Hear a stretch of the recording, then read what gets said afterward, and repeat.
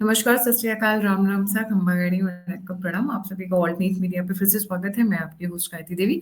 हमारे साथ जुड़े हुए हैं शिवम चौधरी। जिस तरीके से राहुल और प्रियंका के बारे में हम बातें कर रहे थे, फाइनली वो चीज़ें आनी शुरू हो गई हैं। 6 महीने पहले अगर यही बात हम बोलते थे, तो लोग आँखें ऐसे यूँ कर लेते थे, सच है या झूठ है? क्वेश्चन करने लगते थे। अब चीज़ें जब सामने निकल कर आ रही हैं, तब मज़ेदार कहानी बन रही है और लोगों को पॉपकॉर्न रेडी रखना चाहिए। सुबह-सुबह का शो है, तो चाय में अदरक ज़रूर डाल लीजिए, अगर टेस्ट बढ़ जाएगा।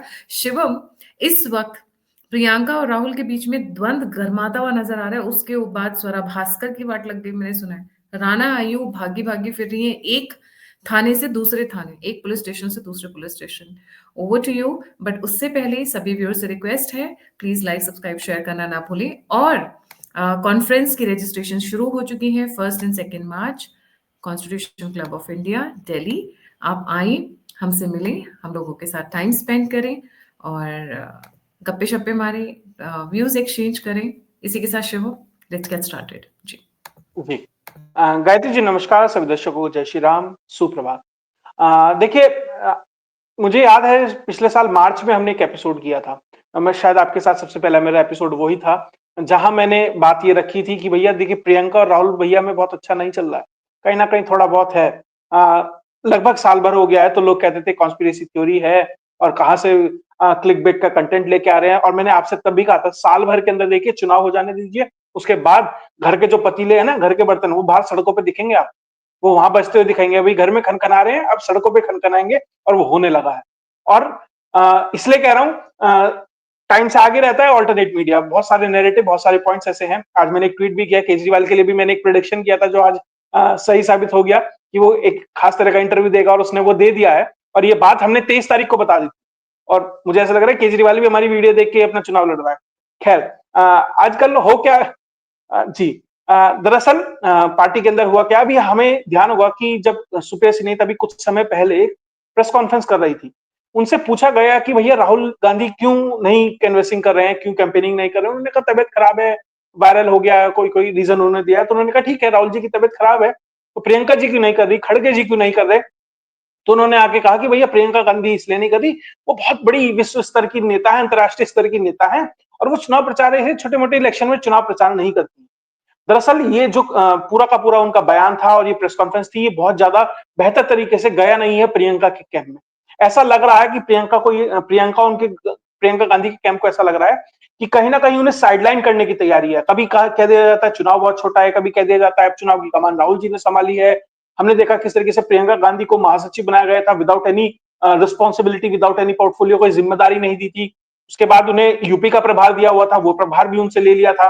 तो प्रियंका गांधी को हमेशा से ऐसा लग रहा है कि उन्हें हाशिए पर डाला गया। उन्होंने अपने माँ, अपनी भाई के लिए बहुत मेहनत की अलग अलग चुनाव के अंदर, लेकिन उन्हें सिर्फ वहां तक सीमित रखा गया, रायबरेली अमेठी। उन्हें फिर जब दिया गया प्रभार उत्तर प्रदेश का, तो वो एक लॉस्ट बैटल थी जिनमें उतारा गया, जहां निश्चित तौर पर था कि प्रियंका गांधी हारेंगी, क्योंकि कोई संगठन नहीं है, कोई जिलाध्यक्ष तक नहीं है, कोई बूथ लेवल पे कोई कमिटी नहीं, जिला लेवल पे नहीं, मंडल लेवल पे नहीं, प्रदेश लेवल पे नहीं। तो ऐसा हारा हुआ चुनाव देकर प्रियंका गांधी के हाथ में दे दिया गया, ताकि हार हो तो ये दिखाया जा सके देखिए प्रियंका गांधी कुछ नहीं कर पाई। लेकिन प्रियंका गांधी धीरे धीरे धीरे जो कांग्रेस में असंतुष्ट नेता है, जो खेमे में राहुल को पसंद नहीं कर रहे हैं, हर प्रदेश में खेमे बने हुए हैं। आप जाके कर्नाटक में देखेंगे तो सिद्धारामैया एक तरफ है और डी के शिव कुमार एक तरफ है। आप राजस्थान में जाएंगे तो आपके अशोक गहलोत एक तरफ है, सचिन पायलट एक तरफ है। मतलब हर जगह खेमे बने हुए हैं, भूपेंद्र सिंह हुड्डा हो और फिर वहां शैलजा हो, ऐसे करके हर राज्य में है। तो प्रियंका ने हर वो नेता जो राहुल के अगेंस्ट था, उसे धीरे धीरे अपनी तरफ करना शुरू कर दिया। उन्होंने एक ऐसी टीम बनानी शुरू कर दी है जो बहुत मजबूती से अब प्रियंका के साथ खड़ी है। और अब ये तैयारी है कि सुप्रिया सिन्हा जैसे लोग जो प्रियंका को ये कह रहे हैं कि वो तो बड़ी नेता है, बाद में देखेंगे, मतलब एक तरीके से टाल दिया गया कि अभी हमारे लिए कोई उनके लिए कोई जॉब रोल नहीं है, मतलब कोई काम नहीं है, कोई जॉब डिस्क्रिप्शन भी नहीं है उनके लिए, क्या करेंगी वो। तो एक तरीके से हाशिए पर डाला हुआ है, वो प्रियंका की टीम को बहुत पसंद नहीं आ रहा है। हम शुरुआत करें अगर दक्षिण से, हमने देखा किस तरीके से सीधा रवैया मुद्दा के स्कैम में फंसे हुए हैं, और वो डी के शिव कुमार ही कहा जाता है कि डी के शिव कुमार के द्वारा ही वो सारी जानकारियां ईडी और इनको दी गई हैं। और ध्यान रखिएगा, डी के शिव कुमार राहुल गांधी के बहुत गुड बुक्स में नहीं है, और आजकल वो प्रियंका गांधी के काफी करीब है। हमने देखा किस तरीके से राजस्थान में जो अशोक गहलोत हैं उनका सपोर्ट किया एक तरीके से गांधी परिवार ने, सचिन पायलट को हाशिए पर डाल दिया गया। सचिन पायलट प्रियंका गांधी के करीबी हैं। वो अब कहीं ना कहीं आगे निकल कर आ रहे हैं। भूपेश बघेल हैं, राजीव शुक्ला है, ऐसे बहुत सारे नाम हैं जो मजबूती से आगे खड़े हो रहे हैं। और जो ये पूरी की पूरी टीम बन गई है, जयराम रमेश हो, सुप्रिया सिनेत हो, पवन खेड़ा हो, केसी वेणुगोपाल हो, इन्हें धीरे धीरे लाइमलाइट से दूर किया जा रहा है। और अब तो खबरें ये आ रही हैं कि केसी वेणुगोपाल की जगह सचिन पायलट का नाम पूरी प्रमुखता से चल रहा है कि उनकी जगह उन्हें लाया जाएगा, क्योंकि वो राष्ट्रीय संगठन मंत्री है और संगठन मंत्री का काम होता है संगठन का विस्तार करना। उसका काम चेहरे चमकाना नहीं है, उसका काम और कुछ नहीं है। उसका सिर्फ और सिर्फ काम है कि आप ये तय करिए कि क्या जिलाध्यक्ष हैं, उसकी कमेटियां हैं, क्या मंडल अध्यक्ष हैं, उसकी कमेटियां हैं, क्या प्रदेश अध्यक्ष हैं, क्या उसकी कमेटियां हैं, क्या राष्ट्रीय टीम पर जो टीम है वो है। अब संगठन मंत्री को दरअसल दिल्ली में होना ही नहीं चाहिए, उसे हर समय दौरे पर होना चाहिए। हमने देखा भाजपा का कोई संगठन मंत्री होता है तो किस तरीके से वो काम करता है, दिन रात कैंपेन मोड में रहता है। और केसी वेणुगोपाल के लिए खास है कि कुछ एक कांग्रेसी पत्रकार को सुना था, उनका सिर्फ एक काम है, सुबह उठना, राहुल जी के बारे में पूछना, राहुल जी कहाँ हैं, और उनकी गाड़ी में पीछे बैठ जाना और राहुल जी के साथ पूरे समय घूमना और अपना चेहरा चमकाना। और ये सब लोगों का अब ये मानकर चलिए पत्ता कटना निश्चित है। धीरे धीरे इनकी कटाई छटाई शुरू हो जाएगी। अभी कांग्रेस का जो मुख्यालय था, राष्ट्रीय मुख्यालय था, उसका भी उद्घाटन हुआ। उसमें उसमें भी एक बड़ा खेल हो गया। उसमें क्या हुआ, जो भी राष्ट्रीय स्तर के नेता थे उन्होंने कहा आप मीडिया को बुलाइए। जिस तरीके से भारतीय जनता पार्टी ने अपना कार्यालय बनाया और पूरा गाजे बाजे के साथ उसने उसका प्रचार प्रसार किया, आप भी कीजिए। तो उन्होंने कहा नहीं साहब, अगर ऐसा करेंगे तो कंपैरिजन होगा कि केजरीवाल ने अपना शीश महल बनाया है, हमने भी शीश महल बना लिया, तो कोई पत्रकार ही नहीं बुलाएंगे। लेकिन उन्हें दबाव दिया गया आप पत्रकार बुलाइए, तो उन्होंने एएनआई को वहां पर बुला लिया ताकि वो एक फोटो ले, फीड ले और सबको आगे फॉरवर्ड कर दे। तो किस तरीके से कांग्रेस का इतना बड़ा कार्यक्रम था उसका बंटाधार कर दिया। उसमें जो योगदान माना जा रहा है वो जयराम रमेश का माना जा रहा है। फिर मीडिया पे जो चेहरा है वो सुप्रिया सिनेत और आज के समय में पवन खेड़ा है। किस तरीके से सुप्रिया सिनेत को गाली वाली आंटी कहा जाता है, किस तरीके से पवन खेड़ा बदतमीजी करते हैं। हमें देखा प्रधानमंत्री के लिए किस तरह का उनका व्यवहार था, किस तरह की शब्दावली का इस्तेमाल किया, उसके बाद एफआईआर भी उनके ऊपर हो गई। तो जो पूरी की पूरी राहुल गांधी की कोर टीम है वो किस तरीके से व्यवहार कर रही है, उसमें मीडिया छोड़ दीजिए और सब छोड़ दीजिए, पार्टी के बड़े नेता किस तरीके से असहज है, और खासकर प्रियंका गांधी इसे किस तरीके से अपनी बेइज्जती के रूप में ले रही है। और उनके लिए एक अपॉर्चुनिटी है कि किस तरीके से राहुल गांधी वीक होते जा रहे हैं, उसका फायदा पार्टी के अंदर प्रियंका गांधी का कैंप भी उठा रहा है। और मैं एक और चीज बता दूं, जैसा नेता वैसे उसके मंत्री होते हैं, वैसे ही उसकी टीम के जो मेंबर है वैसा व्यवहार करते हैं। राहुल गांधी हमेशा मोदी को मोदी, तू, तड़ाक इस तरह के शब्दों का इस्तेमाल करते हैं। इसीलिए ये गाली वाली आंटी उन्हें पसंद आती हैं, इसलिए पवन खेड़ा पसंद आते हैं, इसलिए पूरी की पूरी टीम उसी तरह की रखी है जो इस तरह का व्यवहार करता है। निश्चित तौर पर पार्टी में दो धड़ों में पूर्ण रूप से बढ़ चुकी है। नेताओं ने अपने कैंप चूज कर लिए हैं। अब बस ये देखना है कि कौन नेता ज्यादा मजबूती से उभर कर आता है। राहुल गांधी का पतन निश्चित है पार्टी के अंदर, वापस से कह देता हूं, लेकिन वो कितना समय लेगा ये देखना बाकी है, 6 महीने, साल भर। लेकिन आपको जल्दी ही प्रियंका गांधी फोरफ्रंट पे आती दिखाई देंगी, अपनी पोजीशन को सीमेंट करती दिखाई देंगी, जगह क्लेम करती दिखाई देंगी। और जैसे ऐसे सारे के सारे खर पतवार है, सुप्रिया सिनेत और इन सब जैसे लोग, या आपको जल्दी इनकी भी कटाई छटाई होती दिखाई देगी राजनीतिक रूप से। प्रियंका गांधी निश्चित तौर पर फोरफ्रंट पे आकर अपनी पोजीशन को, अपने राइटफुल हक को, पारिवारिक पार्टी है तो भैया परिवार का आदमी तो क्लेम करेगा ही, वो आपको क्लेम करती नजर आएगी। जी गायत्री। काफी इंटरेस्टिंग है, भाई बहन की लड़ाई काफी आगे तक चल रही है। और अगर यही प्रियंका को उन्होंने आगे ले आए होते तो शायद 99 की बजाय 102 104 तो आई जाती सीटें लोकसभा इलेक्शंस में। I am sure of that. तीन डिजिट्स का आंकड़ा जरूर पार कर लेते, ये तो पक्का था। प्रियंका का चेहरा अभी भी बिकाऊ है, अभी भी टिकाऊ है, अभी भी उस पे लोग बेट लगाने को तैयार है compare to Rahul Gandhi. 89 failures तो लोग गिना रहे हैं, बट आई थिंक पीछे अगर गिनेंगे तो 100 प्लस से ऊपर के हैं। मूविंग ऑन टू नहीं समथिंग वेरी नहीं, हाँ, इंपॉर्टेंट। जी, मैं इसमें उसमें जोड़ देता हूँ, कांग्रेस की स्ट्रेटेजी कहाँ फेल होती है। आप दिल्ली का चुनाव लड़ने वाले हैं, महिला वोटर को आपको अट्रैक्ट करना, चलिए उत्तर प्रदेश तो बहुत बड़ा था, प्रियंका गांधी हर जगह नहीं जा सकती थी, शायद उस तरह का संगठन भी नहीं था। आपका तो दिल्ली में तो बेहतर संगठन है, प्रियंका गांधी को महिला फेस की तरह उतारिए ना चुनाव प्रचार के अंदर, महिलाओं को अट्रैक्ट कीजिए।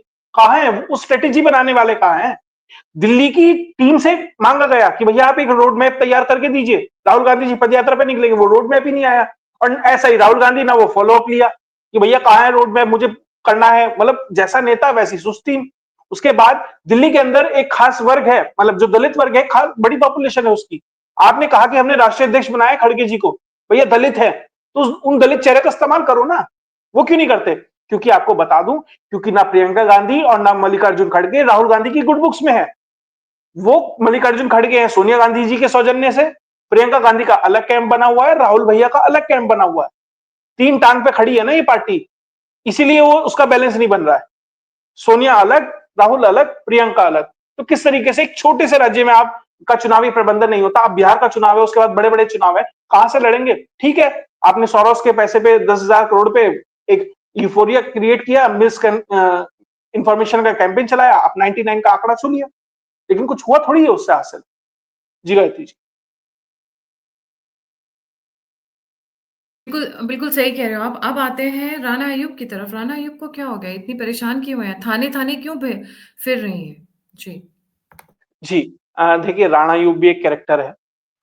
राणा यूब एक बहुत बड़ी सो कॉल्ड, मतलब अन्यथा मत लीजिएगा, लेकिन मतलब हंसी आती है, मतलब जब ऐसे पत्रकारों को, लोगों को हम पत्रकार कहते हैं, तो उस बात के लिए मैंने वो शब्द कहा। राणा यूब किस तरीके से फेम में आई कि भैया उन्होंने एक बुक लिखी गुजरात फाइल्स करके, वो कहने लगी कि भैया देखो मैं तो बहुत बड़ी जर्नलिस्ट हूँ, मैंने एक इन्वेस्टिगेटिव जर्नलिज्म किया, मैं गुजरात में गई, मैंने बहुत सारे लोगों का स्टिंग ऑपरेशन किया और गुजरात दंगों का मैंने पूरा सच निकाल के लाई गुजरात फाइल्स करके।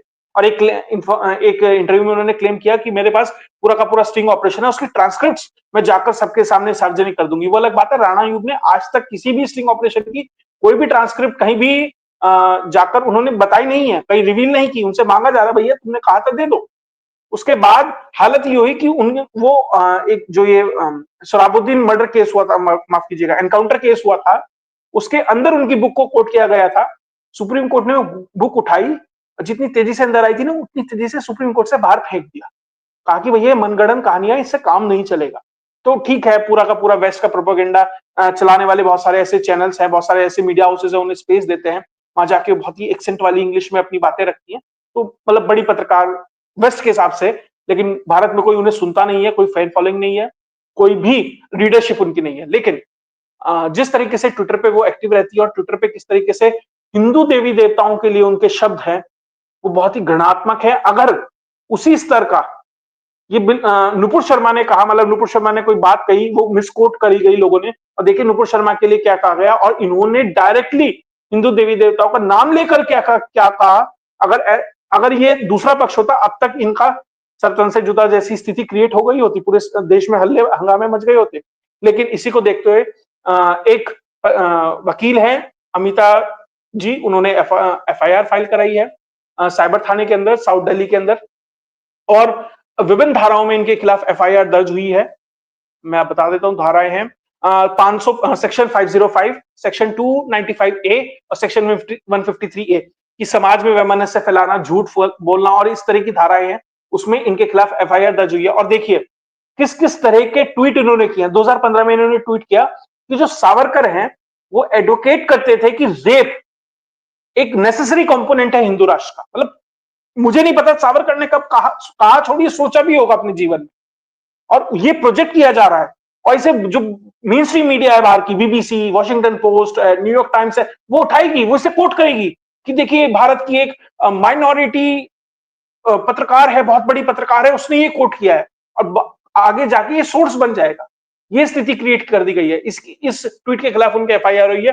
साथ ही 2013 में उन्होंने एक ट्वीट किया था कि रावण ने सीता को कभी टच भी नहीं किया, और राम कभी सीता के लिए खड़े नहीं हुए, तो रावण 1 राम 0।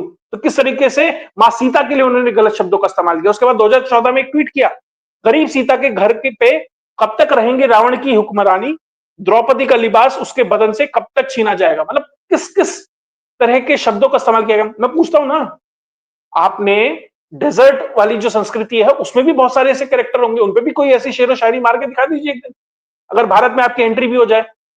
स्वीडन में एक आदमी ने किया ना कुछ, स्वीडन में तो 2.5% पॉपुलेशन है, क्या हाल कर दिया उसका, गोली मार दी छाती में।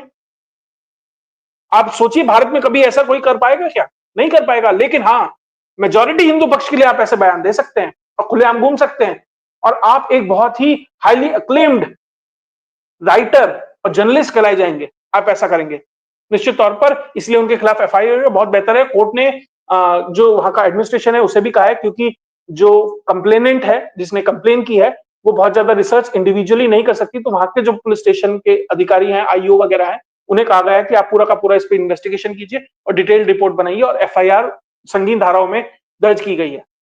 अभी दिल्ली के अंदर एक म्यूजियम में एमएफ हुसैन की, मैं एक और चीज बता दूं किस तरीके से हिंदू धर्म, हिंदू मान्यताओं और हिंदू आस्थाओं के साथ खिलवाड़ होता है। दिल्ली के अंदर बहुत बड़ी एक वो चल रही है प्रदर्शनी, उसके अंदर एमएफ हुसैन की वो फोटो दिखाई गई, वो पेंटिंग्स दिखाई गई जिसमें हिंदू देवी देवताओं को नग्न अवस्था में दिखाया गया, और बहुत बेहतर तरीके से दिल्ली के अंदर चल रही है। कैसे चल सकता है? यहाँ हर कुछ चल सकता है सिर्फ और सिर्फ अगर आप गाली दे सकते हैं हिंदुओं को। जो 80% पॉपुलेशन, अगर आप उसके खिलाफ बहुत अच्छा शब्द इस्तेमाल नहीं करेंगे तो आप उतने ही बड़े नेता बन जाएंगे, उतने ही बड़े जर्नलिस्ट बन जाएंगे। जेम्स ऑफ हमारे मियां लॉर्ड्स के लिए भी बता देता हूं, court has refused to order FIR against Delhi art gallery for display of Husain's painting. Court में बात पहुंची, कोर्ट ने मना कर दिया। ऑब्जेक्शनेबल पेंटिंग्स वहां चल डिस्प्ले हो रही हैं, कोर्ट मना कर रहा है, नहीं साहब कभी कभी हम ओके हैं। सुनो सुनो, दबाया उसे जाता है जो दबता है। आप किसी भी घर परिवार में देख लीजिए, दबाया उसे जाता है जो बच्चा दबता है, और जो बच्चा रिवोल्ट करता है, रिबेल करता है ना, उसके साथ उससे लोग डरते हैं। हिंदू समुदाय जो है वो हमेशा शांति चाहता है कि अच्छा ठीक है यार, जाने दे, ये उत्पात मचा रहा है जाने दे, उड़दंग मचा रहा है जाने दे। यही हिंदू सोसाइटी की मेंटालिटी रही है। हम उत्पाती नहीं है, हम प्रॉब्लम क्रिएट नहीं करते, हम आवाज भी उठाना भूल गए हैं शांति के चक्कर में। लोगों को लगता है पीस, शांति शांति शांति, ये शांति महंगी पड़ रही है टू दी एक्सटेंट कि हिंदू सिविलाइजेशन खत्म होने की कगार पर आ चुका है। चारों तरफ से इकट्ठे होके सिर्फ भारत में रह गए हैं। भारत में क्या यही जमीन का टुकड़ा रह गया हमारे पास में, यही धरती रह। स्वरा भास्कर के साथ भी कुछ दुर्घटना हो गई, मैंने सुना। राणा युग का कंप्लीट हो गया हो तो। दुर्घटना क्या हो गई? घटना तो अच्छी हुई थी, लेकिन दुर्घटना बाद में हो गई। पहले अकाउंट सस्पेंड हो गया था, वो बेहतर घटना थी, वो रिस्टोर हो गया, वो दुर्घटना हो गई। दरअसल उन्होंने 2 पोस्ट डाली थी, उसके ऊपर कॉपीराइट वगैरह आ गए थे। अभी मैं उनका एक इंटरव्यू भी देख रहा था मैं। ठीक है, अकाउंट तो रिस्टोर सस्पेंड ये ठीक है, होता रहता है। एक इंटरव्यू देख रहा था, बड़ा इंटरेस्टिंग था। उनसे सवाल पूछा गया कि आप सज्जाद नोमानी, याद होगा हमें, एक महाराष्ट्र इलेक्शन के समय काफी चल रहे थे, उनके साथ उन्होंने फोटो वोटो खिंचवाई थी।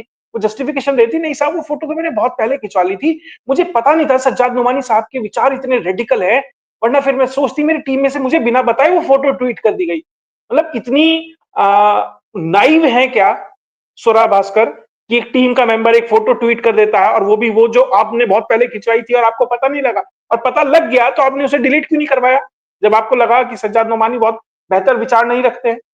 कुल मिला के किस तरीके से हाईली रेडिकलाइज्ड इंटेलेक्चुअल हैं ये। आप इनके जाके ट्विटर बायो में देखिए, फ्री पैलेस्टाइन की बात कर रहे हैं। ये वो लोग हैं, from river to the sea Palestine will be free वाले लोग हैं, जो कंप्लीट जेनोसाइड की बात कर रहे हैं ज्यूज की, ज्यू कम्युनिटी की। ये सेंटेंस तो ये कहता है ना, अगर फ्री का मतलब क्या है, सारे ज्यूज मार दो। उसे सपोर्ट करने वाले ये रेडिकल लोग हैं, और यहां आके इंटेलेक्चुअल बनते हैं। रूबिका लियाकत ने थोड़ी सी देर में इनकी बेइज्जती कर दी थी जब इनसे एनआरसी के ऊपर पूछा था कि मैं एनआरसी का विरोध करती हूँ। उसने पूछा ड्राफ्ट कहाँ है, कहने में विरोध करती हूँ। उसने कहा ड्राफ्ट कहाँ है, कहने में विरोध करती हूँ। वो फरहान अख्तर की तरह, अरे वो सीए में इतने लोग आए हैं तो कुछ तो हुआ ही होगा। तो किस तरीके से बुद्धि बिल्कुल खत्म हो जाती है इन बॉलीवुड के एक्टरों की। सिर्फ ये है थोड़ा चमक धमक करके लोग आ जाते हैं, और लोग इनसे ऐसे इंस्पायर हो जाते हैं, पता नहीं कौन है ये। लेकिन अगर आप इनसे थोड़ी देर बात करोगे ना, समझ आएगा किस तरीके से इंटेलेक्चुअली बैंकरप्ट है। सिर्फ प्यार जो है इनका बहुत बेहतर तरीके से काम करता है, लेकिन इनका तो वो भी नहीं किया। जो इनके शौहर साहब थे वो तो चुनाव में हो गए पस्त, चुनाव हार गए। वो अलग बात है, अखिलेश जी ने सोर्स लगाई थी इनके पति के लिए कि चुनाव लड़ेंगे भैया, टिकट दिलवाया था एनसीपी से, लेकिन कुछ खास कामयाबी नहीं मिली। वेव में, आंधी में उड़ गए साहब। नुमानी साहब भी बचा नहीं पाए, ना पैलेस्टाइन वाले बचा पाए। मुझे लग रहा है शायद हमारे तभी साथ तो बच पाते जब हमारे साथ तो मैं कह रहा पैलेस्टाइन से वोटर आते तभी बच पाते। साहब उड़ गए चुनाव में। जी। नुमानी साहब तो इलेक्शंस के बाद में माफी मांगते हुए नजर आ रहे थे। बोल रहे थे मेरे शब्दों को तोड़ मरोड़ कर पेश किया गया है, मेरा ये कहने का मतलब नहीं था। ये वाज आल्सो ऑन बैकफुट। मैं अपने तो वो व्यूअर से एक ही चीज। तो नोमानी हाँ, ने वो क्लैरिफिकेशन उसी दिन क्यों नहीं दिया? चुनाव हारने का इंतजार क्यों किया? स्वरा भास्कर ने उसी दिन क्यों नहीं दिया? चुनाव का इंतजार क्यों करा? अब क्योंकि अब समझ आ गया कि हम रॉन्ग साइड खड़े थे। अरे नहीं साहब, वो गलती से ट्वीट हो गया, तो मेरे बयान का इंटरप्रिटेशन गलत हो गया, तो भैया अब तो, लेकिन एक चीज सही हो गई, चुनाव हार गए। इलेक्शन के बाद इसलिए उन्होंने जस्टिफिकेशन दी क्योंकि देवेंद्र फडणवीस सीएम बनने वाले थे ना, उनको पता था एक नाथ शिंदे आने वाले थे सत्ता में, ये लोग मिलके, तो क्या बैंड बजती, इसीलिए। मैं व्यूअर से ये कहूंगी, सतर्क और रहिए। अब ये अब अब रोना रो रही है कि मेरे सोच की वजह से मुझे बॉलीवुड में काम नहीं मिलता। अरे भैया तुम तो बड़े नाचे थे सलमान खान के सामने, उससे ही कह दो। वीडियो वायरल है ना, वो सबने देखा है किस तरीके से सलमान खान को दिखाने के लिए कि देखो मैं तुम्हारे फैमिली प्रोग्राम में कितना एंजॉय कर रही हूँ, कितनी मतलब फैमिली में इन्वॉल्व हूँ। तो उससे कहो भैया काम दिलाएगा, वो तो बहुतों के काम दिलाता है और बहुतों के नाम कटवाता है। कभी-कभी इन लोगों पे दया और तरस नहीं आती है, तभी लगता है कि इन लोगों की कौम इतनी मजलूम क्यों है, ये इतने कुचले बिचले क्यों है, क्योंकि जो ऊपर में टॉप क्रीम लेयर बैठा हुआ है ना, वो मेक श्योर करता है कि नीचे वाले ना पढ़े ना लिखे ना ज्ञान हो ना नॉलेज हो ना इन्फॉर्मेशन हो, और ना ये है? कभी अपनी सोच रख पाए ना कभी इंडिपेंडेंट पढ़ पाए। क्योंकि क्यों, सुनो शिवम, ये लोग बेवकूफ बने रहेंगे तभी तो उन लोगों की सियासत चलती रहेगी। एंड इन लोगों को दो चार, देखिए अगर मैं इन लोगों के सिस्टम की बात करूं, हलाल सिस्टम की, जिस तरीके से जो नेटवर्क है, जितना पैसा है, उस हिसाब से 2-4 करोड़ इन लोगों को दे भी दिया तो कौन सी बड़ी बात हो गई? What is a big deal for them? It's nothing. ये खड़े होकर वहां पे नाच रही है, खड़े होकर उनके लिए बोल रही है। They need puppets, they need people to speak the words they want, और ऐसे लोगों को खड़ा करके करते हैं। मुझे कभी कभी तरस आता है इन लोगों पे।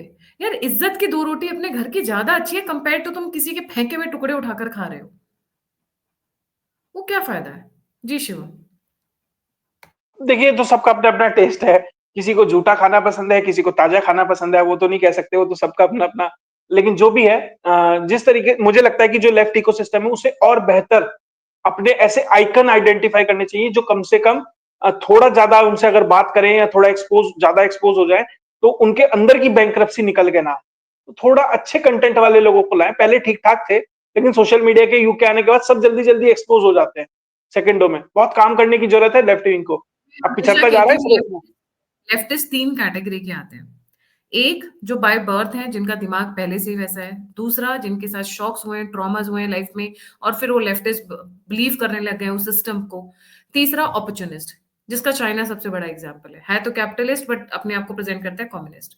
सो ये 3 कैटेगरी के लोग होते हैं और मैं तीनों कैटेगरी के लोगों को देख चुकी हूँ। But anyways, thank you so much Shivam for joining. जाने से पहले सभी व्यूअर्स से रिक्वेस्ट है, 1 एंड 2 मार्च कॉन्फ्रेंस की बुकिंग्स जारी है, जल्दी जल्दी बुक कर लीजिए और सभी गेस्ट से मिलने का मौका मत छोड़िएगा। अगर आप मुझे कंट्रीब्यूट करना चाहते हैं, डोनेट करना चाहते हैं, सपोर्ट करना चाहते हैं, क्योंकि आई पार्ट माय बैक, आप लोगों की मदद से, आप लोगों के सपोर्ट से, आप लोगों के प्यार और आशीर्वाद से मैं ये ऑर्गेनाइज करवा पा रही हूँ। हाँ, कोई नेता नहीं है, कोई लीडर नहीं है, कोई कॉर्पोरेट नहीं है, मेरे पास कोई बड़ा ब्यूरोक्रेट नहीं है पीछे। आप लोगों की ही मदद से, आप लोगों के ही सहारे से, आप लोगों के ही आशीर्वाद से हो रहा है। तो प्लीज़ आगे आएँ और मेरी मदद करें, सहायता करें, इस वेन्यू पर ज़रूर आएँ और सभी स्पीकर से मिलकर जाएँ, फोटोग्राफ्स लें। It's just a moment to celebrate. जी शिवम। इसी के साथ जय हिंद, जय श्री राम, हर हर महादेव।